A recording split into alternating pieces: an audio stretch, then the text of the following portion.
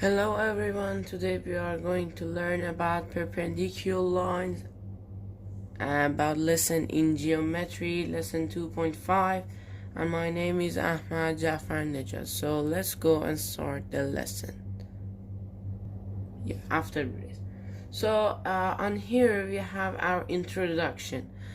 In this lesson we are going to teach about proving the perpendicular bisector theorem using reflection, the first one, and the second one is proving the converse of the perpendicular bisector theorem, and the third one is proving theorems about right angles.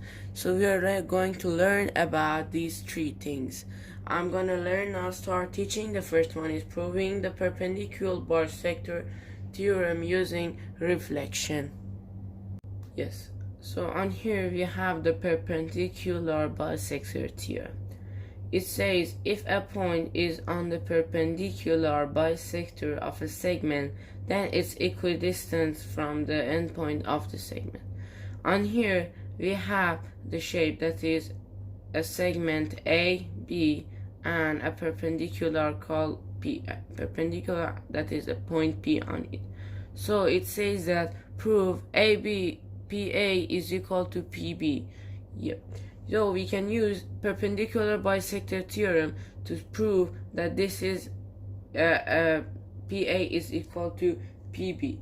So it say if you can see the reflection between AB and AP, PA, PA, or AP, or B, PB is equal to, because their reflection is same. You can see that if here is 90 degree, you could easily say that on this side is 90 degree. So on here we are having a figure, a triangle that is right angle, a right angle triangle. So we want to use an indirect proof to say that this proof is true. You can make think that it's false, but you can use it by indirect proof or Pythagorean theorem. So we can say that A2 is plus B2 is equal to C2. That is an indirect proof. We can say that this is true by indirect proof.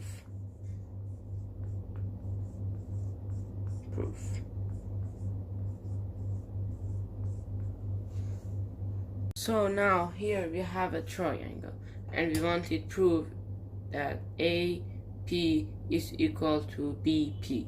Now assume that P is not on a perpendicular bisector.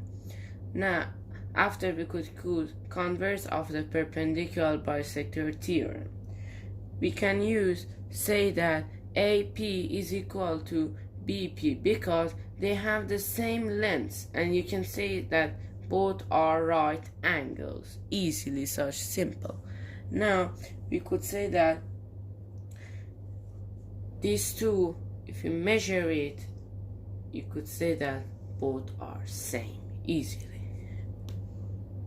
And now we want to know proving theorems about right angle.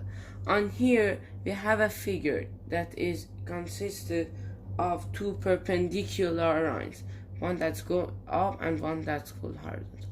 And here it's given that angle 1 is 90 degree. How we can prove that? Because all of the sides are equal, and you could say like a vertical angle theorems. Simple. Could say that number 2 or number 3 are so same, and easily they are 90 degrees. Even if you didn't know 2 or 3, you could say that angle 1 is 90 degrees, so it's vertical to angle 4 and it's 90 degrees. Thank you for listening, and thank you.